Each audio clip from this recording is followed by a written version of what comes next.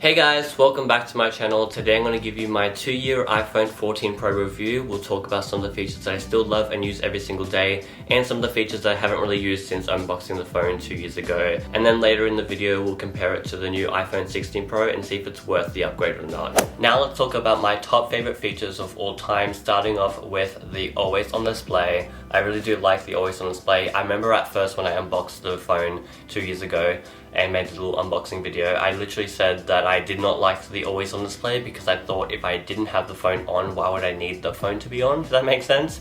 But then I learned to actually like it and appreciate it. I chose to have it so that you can actually see the wallpaper, which I like, and you can see the time, you can see the date, you can, if you have any widgets, you can see that. I really do like it. The second feature I love, which is probably an obvious one, is the dynamic island. It's pretty cool. There's a lot of things you can do with it. It's been 2 years since it first came out because this is the first phone with the dynamic island. There's been a lot more features added to it, but even from the beginning there was so much things you could do with it. Any other app that it would have in the background, like music playing or a timer or an alarm or anything like that, it would be in the dynamic island. And if you don't even want it to be displaying on there, you can just swipe it away and it will just return back to the normal dynamic island, or you can bring it back out again. It just feels like a whole new way to use a phone, and that's what you want. Every time there's a new upgrade, you want to feel like there's a new way to use your phone. My third favorite feature has to go to MagSafe. If you don't know what MagSafe is, it's basically these magnetic rings that are around the wireless charging coil that's inside the phone. Every phone since the iPhone 8 has had wireless charging, but since the iPhone 12 they added these magnetic rings around the edges so that if you have a MagSafe charger like I do, you can just snap it straight into place and it sticks on like it's quite strong, so that it goes exactly where it needs to be. Because I remember with my old phone, the iPhone XS, which had wireless charging, I did have a wireless charging pad and you had to like put it exactly in the center for it to like work the wireless charging. But sometimes I remember I would put my phone like right before I go to sleep on the pad and then wake up in the morning and it was on 8% because it didn't charge because it wasn't exactly in the center. So having this and making it exactly like snap into place where it needs to be is like the most smartest thing. And then it also means that if you have accessories, which I obviously do, like I have this MagSafe wallet, it just snaps into place and you can add all these accessories. And I also have a MagSafe portable charger, which is also really cool because then it just snaps into place and you don't have to worry about getting a cord and also like holding the portable charger with you. It just snaps straight onto your phone. If you have a phone case with MagSafe, it snaps right onto that and it's perfect, and I really do like it. I also have one of these things. It's like a 3-in-1 charger. If you snap it into place like this, you can snap your phone sideways and it creates this new feature, which is standby mode. So what standby mode is basically if you snap it in sideways, it turns like your wallpaper into this new clock. There's a lot of different like widgets and stuff you can play around with. This is my favorite one because it's just simple as the time. But I really like it because I have it on my bedside table. If it detects that the room is like dark, it will go red and then it will just automatically turn off. I think with old phones that don't have always on displays, I think after like a minute it just turns off, which is like yet again defeating the purpose of the standby mode feature. So having the always on display really does like help with this feature, and also having MagSafe. The next thing I really like about this phone, comparing it to my iPhone XS, which came out in 2018, this one, which only had 2 cameras, has to go to the ultra-wide lens, where you're able to get so much more into frame. I really do like using the ultra-wide lens. It also means I can take those 0.5 selfies, you know what I'm talking about, and then the ones where you can put your phone like up here and like distort your face and it looks really funny. When I'm also vlogging, because I do use my phone to vlog, having an ultra-wide lens when you're filming in such small places, like my previous room in my old house, and being able to like put the whole small room in like one shot really does come in handy. And the last feature I want to talk to you guys about has to go to the night mode feature on the cameras. Yet again, my previous phone, the XS, did not have night mode. The next year later, the 11 and 11 Pros featured night mode. So I missed out on getting to take really good photos at night, taking long exposure photos. I also made this TikTok about me taking photos of the southern lights in Tasmania. It's now currently my most viewed video on TikTok at 13.1 million views, which is crazy. It blows my mind every time that it works because it does it so well. You can take literally photos of lightning. Just set your phone on a tripod, take a photo, and if a lightning strikes in the frame, the phone will pick it up and you can take these really cool photos of like lightning strikes. You can take photos of stars. It's so fun. Now I want to talk to you about some of the features that I thought was really cool at the time time of unboxing the phone and playing around with all the cool new features. But then a few months down the line, I never ended up using it because I never needed to use it, or it doesn't really work the way that you think it would work. And then also, I probably completely forgot about. The reason why I'm mentioning this is because every time a new phone comes out, there's all these cool new features and you play around with them if you get the new phone. But then if you think about it like down the line, am I actually ever going to need to use this? So that's why I'm mentioning this. And yet again, this is also comparing it to my previous iPhone XS that did not have any of these features. Some of the features that I'll mention have been around since the 11 and the 12 and the 13s. Starting off with the LiDAR scanner, which is this little dot underneath the wide angle camera. And what it does is basically just like acts as like a 3D scanner, but like it's kind of meant to be more for like photography, for like taking portrait photos, so that it knows actually the foreground versus the background instead of using like machine learning, which sounds good, but like the normal camera without like it being portrait mode works just as great, because portrait mode is not real. It's just like an artificial blur that they added to it by detecting the foreground, detecting you, and then adding blur to the background. That's why you can edit it or turn it off after you've taken the photo. It also means that if you want to, you can download this app. You can make like 3D models of it. I remember I did it of my entire room. I made like a 3D scan of my entire room. So as cool as that sounds, I literally did it once and then never looked at it again. The next feature I want to talk to you about is the 48 megapixel camera.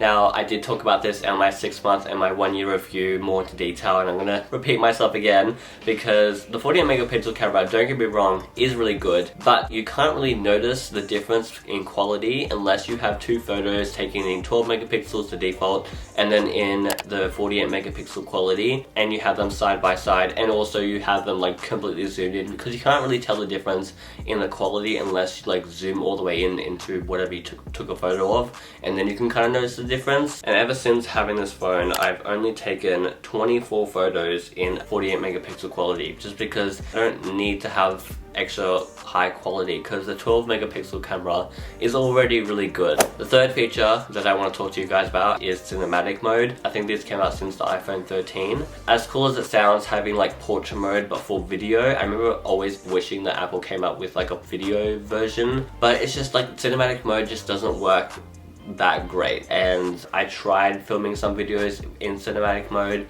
but it doesn't always look that good because like the edges are just like too obvious. If you're like waving your hands around, where there's like that just kind of gets all distorted because it's not like super like accurate, you know what I mean? I've only literally taken 10 cinematic videos since having this phone, and I've had this phone for 2 years, so it works okay but not the best. But the next feature actually does work really well, but I never found myself actually using it, which is action mode. It does make your phone feel like it's on a gimbal. No matter how much you actually try to shake it and like get it blurry, it like literally, I don't know how, it's literally magic, but it stabilizes the footage so well that it makes it look like you have your phone on like an actual gimbal, which like stabilizes your phone. But I've literally never found myself actually needing to use it. I think the only times I've ever used it was when I first got the phone and started playing around with all the features, testing it, and then at the 6-month review when I talked about it, and then also at the 1-year review when I talked about it, I had to get like B-roll footage, and then probably for this video as well I'm going to give you B-roll footage so I can explain how it works and what it is, but I've never actually needed to use it. So this last one I want to talk about is photographic styles. Basically how it works is that it's basically just like a preset filter kind of in a way before you take the photo, so you can't really edit the edits afterwards, and it works through just a normal camera app. You can just swipe up. Let me give you a live demonstration. You can just swipe up and press the third one up here, and then you can get all these cool filters: rich contrast, vibrant, warm, cool, and you can like further on edits, so you can kind of see what you want. If you like to have your photos be a little bit more like cooler, more colorful just before you take the photo, and I never found myself ever needing to use it. I completely forgot about it.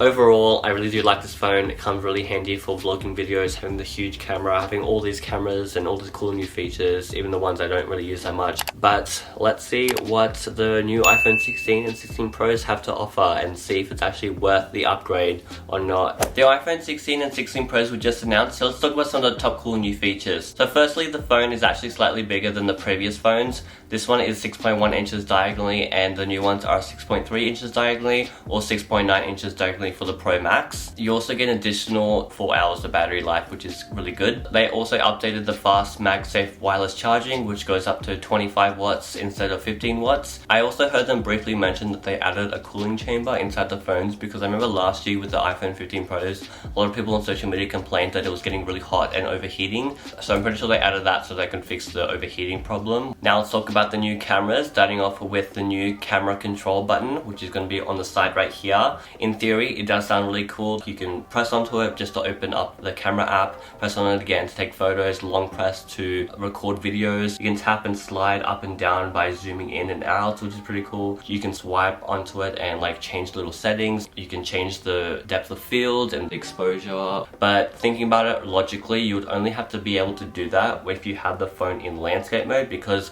most people don't record videos in landscape or take photos. They take it in portrait because they can just use it one-handed and then post it on social media, TikTok, Snapchat, Instagram, you name it. So I feel like it's gonna be kind of weird to like do it on the side, because like think about it, how the hell are you going to slide and scroll up and down or press onto it like one-handed like this, you know what I mean?